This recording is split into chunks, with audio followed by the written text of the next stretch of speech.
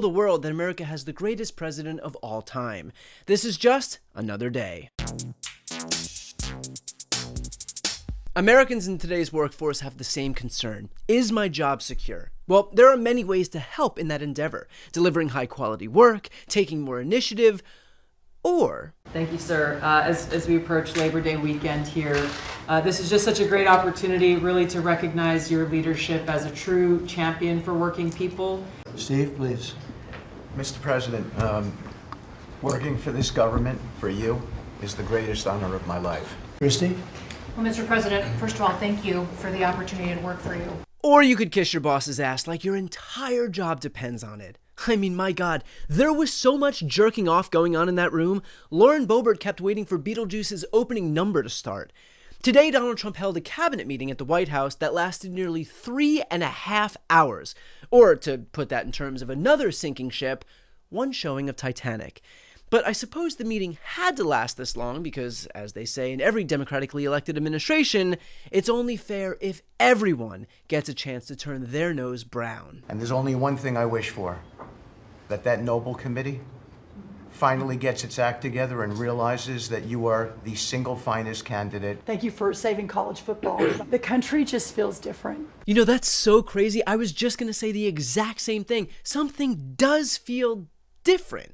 I can't quite put my finger on it. It's either that Taylor and Travis finally got engaged, or because we've never before had government officials working for the President of the United States who felt that unless they shower him with undying praise 24 hours a day, 7 days a week, they'll be thrown out on their asses and eventually have their house raided by the FBI. Who's to say?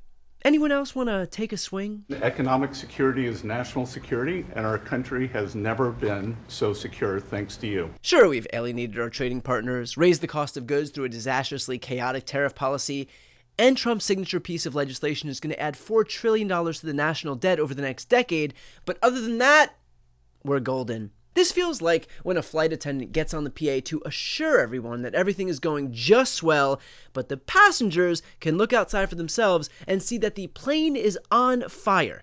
It's almost like Trump's administration has their own set of facts that they use that data to show how well things are going. The Department of Commerce is going to start issuing its statistics on the blockchain because you are the crypto president, and we are going to put out GDP on the blockchain so people can use the blockchain for data distribution, and then we're going to make that available to the entire government. Look at Trump nodding along like he knows what the blockchain even is. This guy can't spell the word smoking, but we're supposed to believe, while he's nodding along like a bobblehead, that he has any clue what Lutnick is talking about.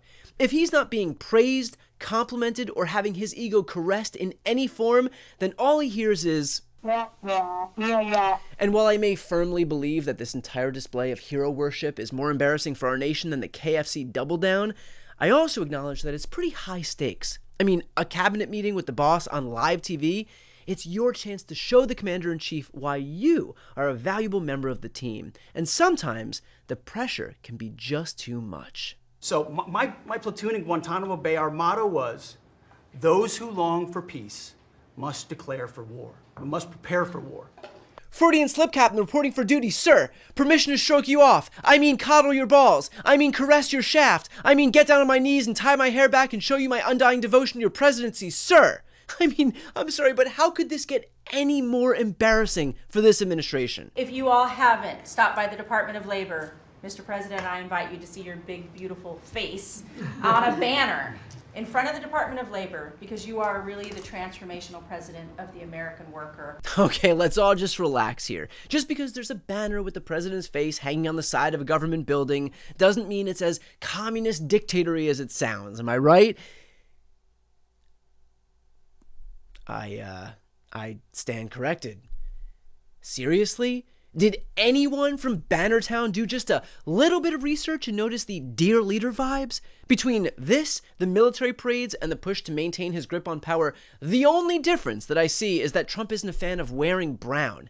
And Trump isn't shy at all about his affinity for this entire Trump as King movement. I have the right to do anything I want to do. I'm the President of the United States. If I think our country's in danger, and it is in danger in these cities, I can do it. So the line is that I'm a dictator, but I stop crime.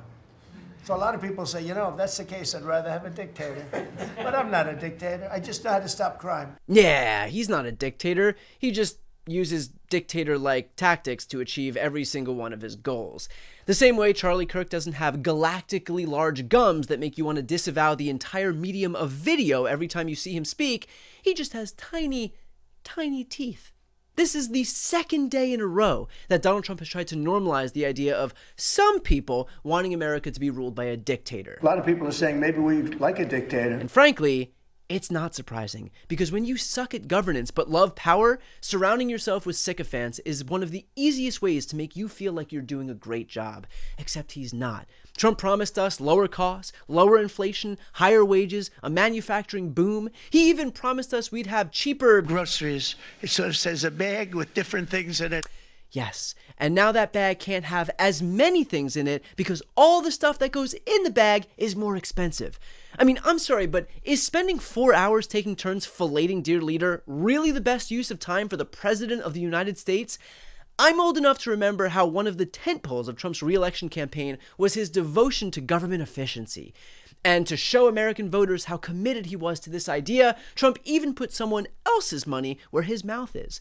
But what did we eventually get from that entire elite task force of aficionados? A never-ending string of lies about their accomplishments, and a boss who checked out early after realizing his car lot at 1600 Pennsylvania Avenue wasn't churning out the merchandise like he'd hoped. Again, Trump doesn't care about efficiency, because if he did, he wouldn't have his team take part in these 3-hour-long daily displays of public servitude. Not only is it tragically humiliating to watch accomplished grown-ups revert back to their high school selves, desperately complimenting the quarterback in hopes that they get to coexist in his orbit for one more day, it's also a giant waste of time. If these government officials spent half as much time actually governing as they do genuflecting at the altar of Dear Leader, they might actually be able to make an effective case to voters based on their policies. But they can't, which is why they spend an extraordinary amount of time and money trying to rig the rules of the game in their favor instead. I mean, forcibly gerrymandering states, lying about statistics, silencing any form of media that criticizes you, these are not the actions of a president who has faith in the job he's done, but it's where he's putting all of his energy anyway. So rather than actually doing something for the American people, Trump's minions can spend every hour of every day tossing out as many groveling compliments as they want, but eventually they will arrive at the same realization that comes at the end of any circle jerk.